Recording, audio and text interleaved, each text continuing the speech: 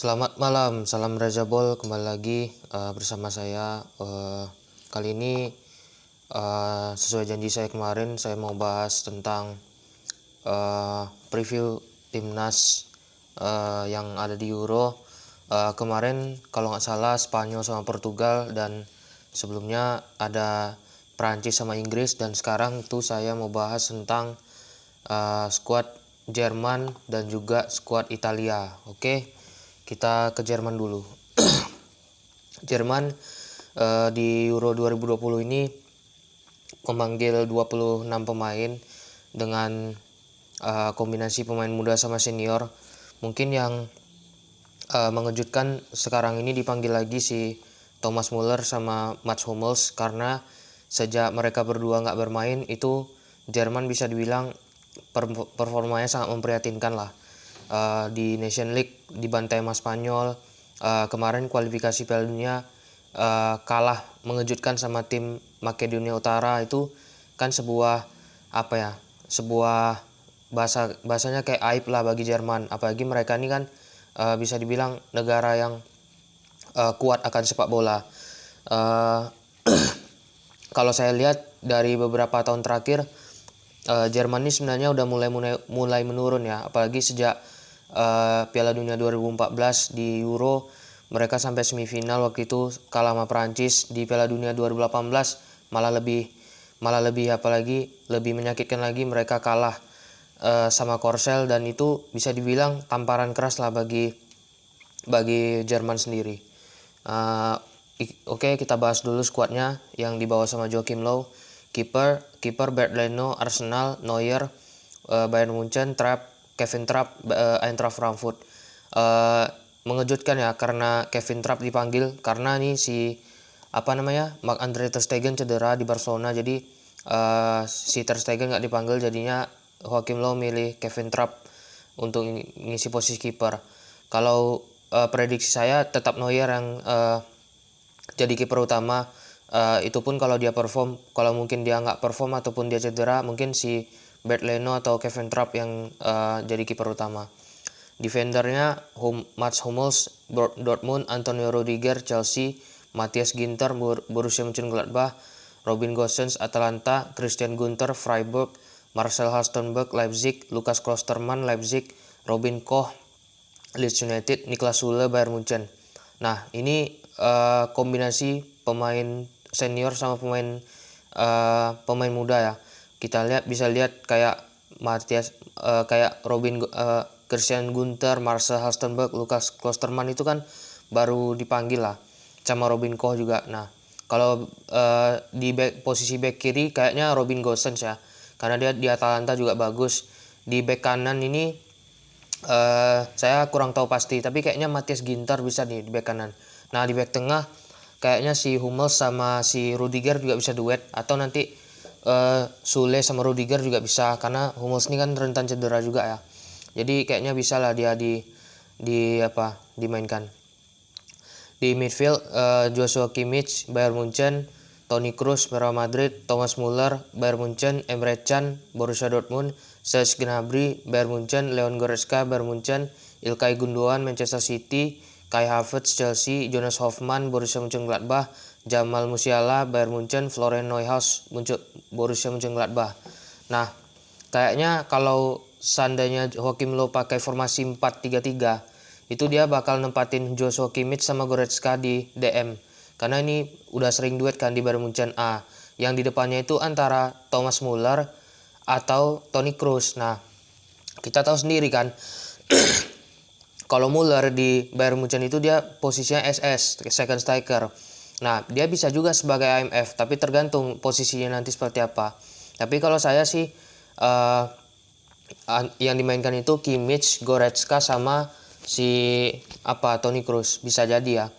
Tapi kalau misalnya Thomas Muller dijadikan SS di depan juga bisa. Nah, forward penyerang tuh ada 3, Leroy Sané, Timo Werner, Kevin Volland. Leroy Sané Bayern Munchen, Timo Werner Chelsea, Kevin Volland AS Monaco. Ini kayaknya ya tetap Timo Werner ya. Ya meskipun di Chelsea dia melempem, tapi kayak gitu-gitu biar berhasil Chelsea juara UCL. Kalau di forward sih Sané bisa di kanan, Timo Werner di kiri. Nah, Kevin Volland nih karena jam terbangnya di timnas masih cetek, jadi mungkin bisa si Muller yang ngisi. Tapi Muller ini sebagai false nine gitu. Karena kan udah saya bilang tadi, Muller ini di Bayern Munchen tuh posisinya SS, second striker. Dia di belakang Lewandowski, bukan sebagai striker murni gitu. Jadi kalau untuk peluang Jerman di Euro 2020 ini, saya tetap favoritkan Jerman juara. Cuman karena mereka tergabung di grup neraka sama Prancis, Portugal sama Hungaria ini, jadi sebenarnya saya agak ragu. Cuman kalau untuk lolos jauh dari fase grup sih bisa. Paling kalau mentok-mentok mereka bisa lah sampai semifinal. Tapi kalau misalnya mereka masuk final sih ya lebih wow lagi kan. Karena memang inilah pembuktian Jerman dengan perjudian yang dilakukan oleh Joachim Löw dengan memanggil lagi si Thomas Muller sama Mats Hummels. Karena saya rasa setelah dua pemain ini nggak dipanggil, itu performa Jerman ancur-ancuran lah pokoknya. Sampai ke bantai 6-0 sama Spanyol itu kan aib kali lah bagi Jerman. Jadi sejauh mana Jerman kita lihat aja nanti di Euro 2020. Oke, kita bahas timnas Italia. Timnas Italia yang saya lihat skuadnya ini skuad yang betul bisa dibilang ya nggak terlalu mengejutkan, cuman adalah nama-nama baru ini dipanggil sama Roberto Mancini. Kita lihat Italia di Piala Dunia 2018 mereka nggak lolos mereka nggak lolos playoff. Waktu itu mereka kalah sama Swedia. Jadi setelah itu mereka pecat si Gianpaolo Ventura, gantiin Roberto Mancini, dan setelah itu barulah Roberto Mancini membentuk timnas Italia yang benar-benar timnas Italia yang dikenal sama dunia lah. Zaman-zaman masih ada Paolo Maldini, Francesco Totti, Alessandro Del Piero, dan masih banyak lagi. Itu bisa dibilang timnas Italia sangat disegani lah di Eropa maupun di dunia. Nah, kita bahas skuadnya. Kiper Donnarumma, Milan; Alex Meret, Napoli; Salvatore Sirigu, Torino. Kalau menurut saya Donnarumma yang bakal jadi kiper utama. BTW Donnarumma mau cabut ya dari Milan ke PSG.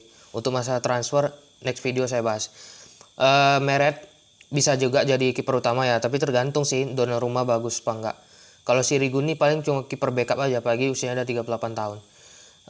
Backnya Acerbi, Lazio; Bastoni, Inter; Leonardo Bonucci, Juventus; Giorgio Chiellini, Juventus; Giovanni Di Lorenzo, Napoli; Emerson Palmieri, Chelsea; Alessandro Florenzi, PSG; Leonardo Spinazzola, AS Roma; Rafael Toloi, Atalanta. Nah ini kayaknya si Mancini bakal mainkan duet 4 back ya.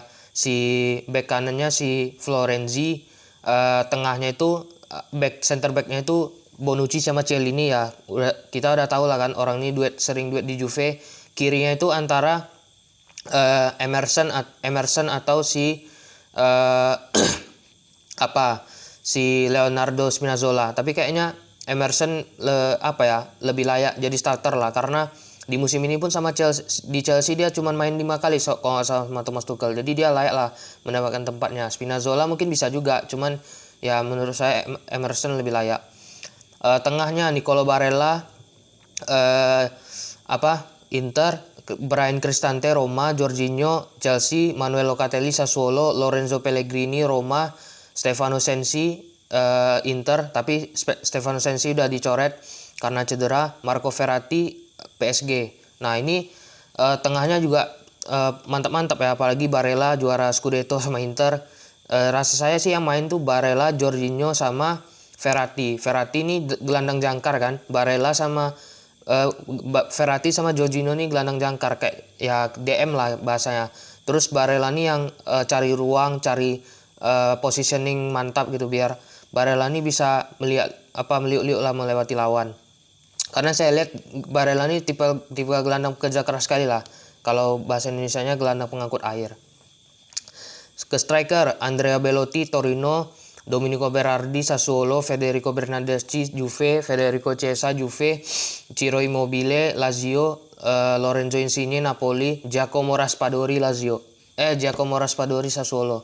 Ini keras juga ya depan-depannya, apalagi main 4-3-3. Chiesa di kanan, Insigne di kiri, antara Belotti atau Immobile yang di tengah, di striker utama. Tapi kalau saya sih lebih milih Immobile ketimbang Belotti, karena Belotti di Torino musim ini nggak terlalu bagus lah performanya, karena si Belotti di Torino pun angin-anginan. Meskipun Torino bertahan di Serie A, tapi ya performanya masih kalah jauh sama si Immobile. Sejauh mana peluang Italia? Italia bakal bakal mati-matian di Euro ini, karena ini pembuktian bagi mereka setelah mereka nggak lolos Piala Dunia kemarin, dan mereka ingin membuktikan ke rakyat mereka dan juga semua orang di dunia bahwasanya mereka bisa bertaring lagi di Euro tahun ini. Apalagi kemarin di Euro 2016 mereka terhenti di semifinal, Euro sebelumnya runner up, jadi mereka ingin bisa mencapai fase paling jauh lah di Euro tahun ini. Mereka tergabung di grup A sama Turki, Swiss, dan juga Turki, Italia, Swiss, sama saya lupa. Satu lagi saya lupa. Pokoknya mereka tergabung sama Wales, Turki, Italia, Wales, sama Swiss. Jadi bakal sejauh mana perjalanan mereka di Euro, kita lihat aja. Oke, itu dulu terakhir video saya posting besok itu Belanda sama Belgia. Oke, thanks for watching.